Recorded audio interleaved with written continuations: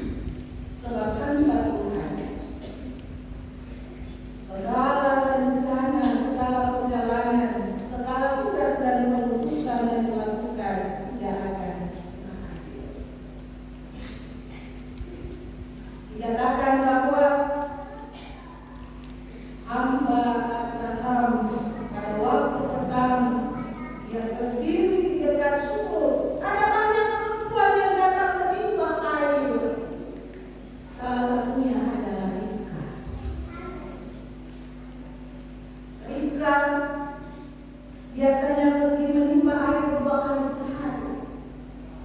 Ribka adalah gadis yang kuat, yang rajin, yang taat, yang selalu memiliki iman yang kuat di dalam Tuhan Allah, karena lahir dari tengah-tengah keluarga yang takut akan Tuhan. Berbeda dengan perempuan-perempuan masa kini yang selalu mengandalkan kekuatannya, tidak taat kepada keluarga. Kalau disuruh ambil air saja, dia akan mau mengambil air. Malu. Akhirnya orang tua, mama mantu, bapak mantu lelah untuk pulang balik ke air. Ribka memiliki kepribadian yang kuat karena terbentuk di tengah-tengah keluarga yang selalu mengandalkan Tuhan, keluarga yang selalu memuliakan Tuhan. Di sanalah karakter sebagai seorang anak gadis yang terbentuk dan dia terwujud dalam seluruh sikap tingkah laku di tengah-tengah kehidupan keluarga, tapi juga di tengah-tengah lingkungan yang luas. Kita baca di ayat 22. Ribka tidak saja memberikan air kepada hamba Abraham, tapi juga dia memberi air kepada unta-unta yang dibawa oleh Abraham. Hati yang tulus ia wujud menyatakan dalam sikap dan tindakan. 1 ekor unta minum air sangat banyak. Apalagi dalam Alkitab disebutkan bahwa unta-unta yang dibawa oleh hamba. Ribka memberi minum dengan tabah, dengan tenang, dengan hati yang penuh dengan kesabaran.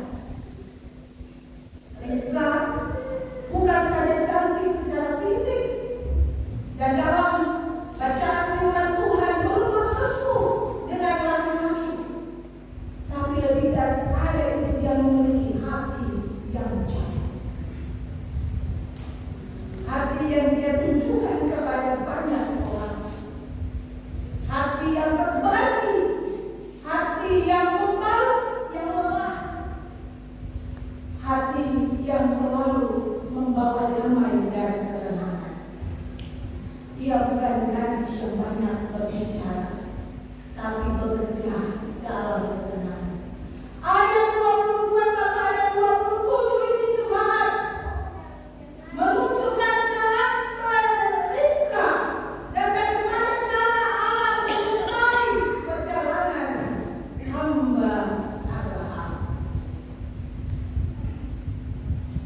Ribka sangat dengan tulus dan setia mengasihi hamba Abraham. Dia tidak bersungut, dia tidak mengeluh, dia tidak terasa lemah.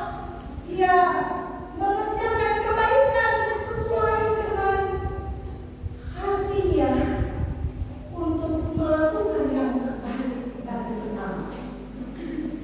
Karena itu hamba Abraham melihat Ribka ini, wah, yang diputus oleh Allah dalam rencana Allah bagi Ishak, anak tuannya Abraham.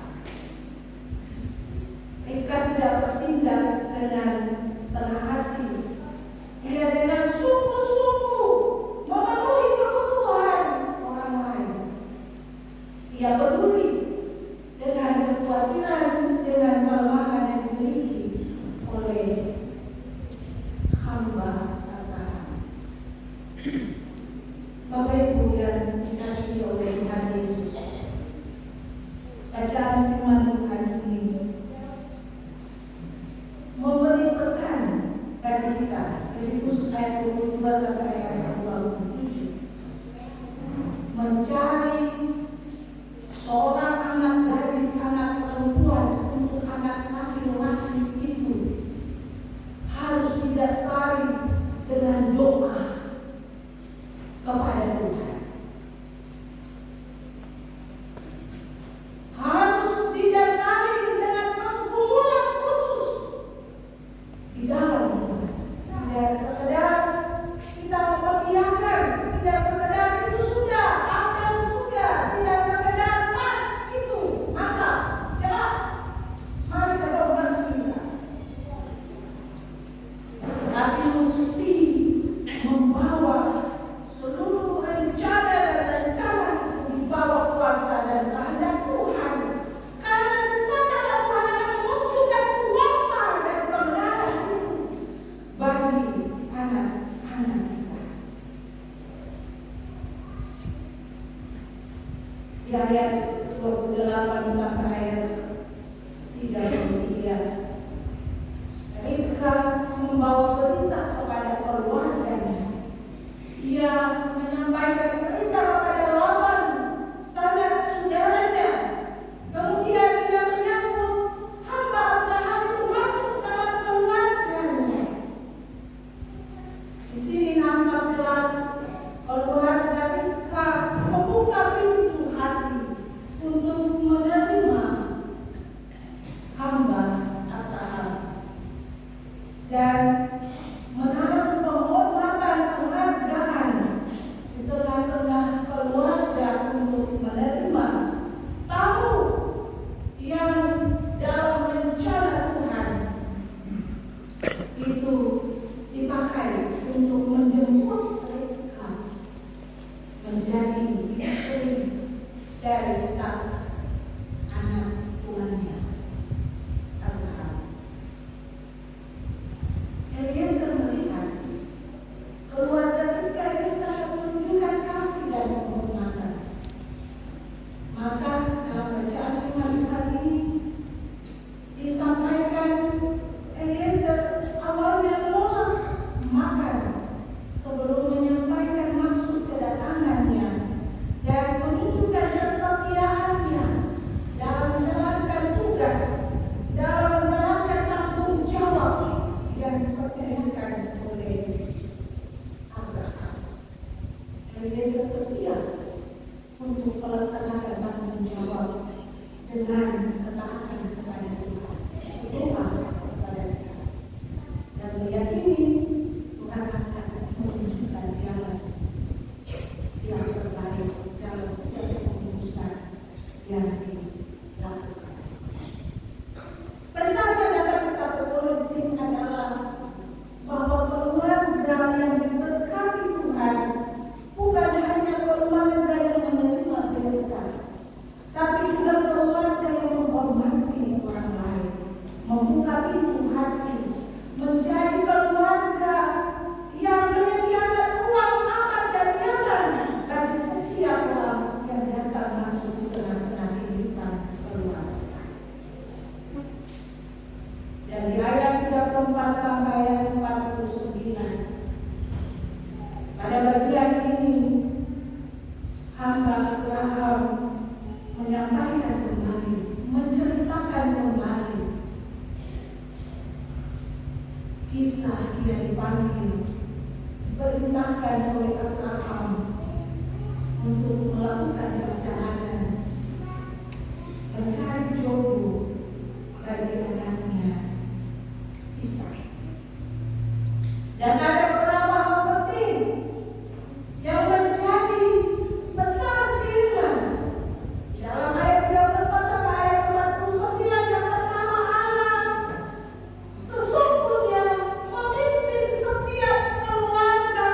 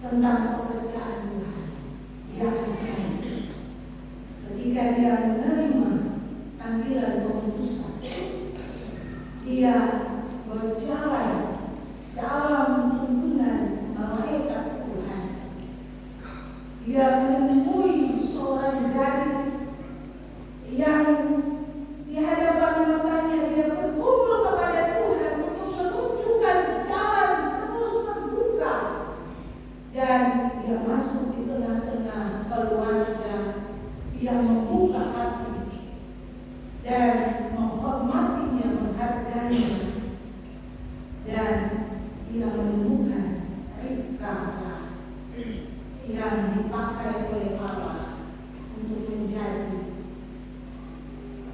anak mantu dari Abraham. Bapak Ibu anak-anak yang dikasihi Tuhan, keluarga menjadi pusat pemberitaan Tuhan. Keluarga menjadi tempat anak-anak kita belajar mengenal Tuhan, bukan belajar mengenal dunia ini, bukan belajar mengenal HP, bukan belajar mengenal televisi, dengan segala kemajuan-kemajuan yang bisa berdampak negatif bagi perkembangan anak-anak kita. Keluarga menjadi dasar utama anak-anak kita dibentuk. Jemaat Tuhan, setiap minggu dari mimbar-mimbar gereja Protestan selalu menyatakan tentang keluarga, rumah tangga. Karena keluarga kita di masa kini sudah semakin jauh dari Tuhan. Hidup individualis, lebih banyak berteman dengan dunia maya. Relasi dengan sesama melemah. Anak-anak bertumbuh dalam pergaulan bebas karena video-video porno yang ada di dalam HP, judi, mabuk-mabukan, seks bebas. Anak-anak tumbuh dalam kondisi yang tidak bisa mencontohi keteladanan orang tua. Bahkan ada keberhasilan anak-anak kita karena faktor ekonomi. Yang penting anak berhasil, soko, kasih uang. Kita mana berhasil?